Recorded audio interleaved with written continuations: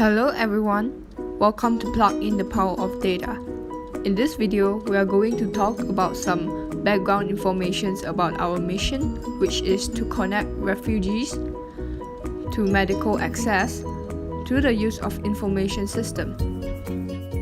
According to the United Nations Refugee Agency, there are 161,140 registered refugees and asylum seekers in Malaysia. Majority of them are the Rohingya people who escaped prosecution from Myanmar's government, while others fled war from their home countries like Syria and Palestine. As the Malaysian government does not provide any monetary aid to the refugees, they can only rely on low-income jobs to live. Hence, getting medical aid is not a priority for them, as their main concerns are getting enough food and shelter. Besides, the healthcare barrier for refugees in Malaysia also include: Number 1. Medical access is expensive in both public and private hospitals. Therefore, the refugees face difficulties in getting medical supplies like medicine, vaccine, and hygienic products such as sanitary pads and diapers. Number 2. Most of the refugees have poor health literacy, which they are not educated about health and hygienic issues like people commonly are. They cannot tell the symptoms when they are sick or do not know when to seek for medical help. Number 3. Refugees are so busy fighting for their lives that they neglect about their rights to get health care like everybody else.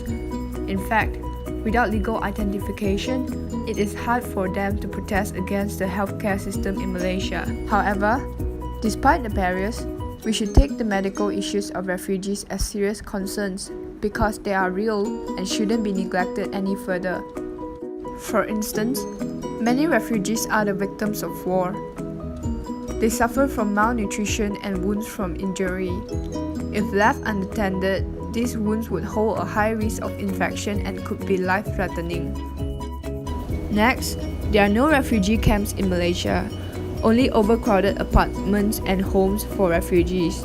When a large amount of people all squeeze in a tiny area, it could potentially cause the outbreak of contagious disease like malaria, influenza, skin disease, or even HIV.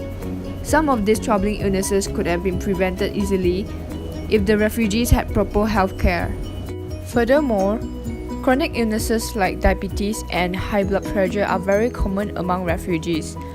Their treatment of these diseases are interrupted when they fled their homelands. More lives will be harmed if no continuous treatments are given to the patients. Also, according to the United Nations, 34% of the refugees in Malaysia are women.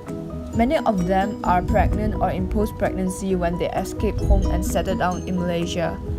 Without proper medical care, these mothers and their newborns could be in danger when maternal and reproductive complications surface. And this constitutes one of the major concerns of the United Nations, which is the mortality rate. Before I conclude, our attention towards refugees' healthcare is essential to creating a better future for all, which is the main objective of our inspiration, the Sustainable Development Goals. For more information about the Sustainable Development Goals, please visit the next video from us. Thank you.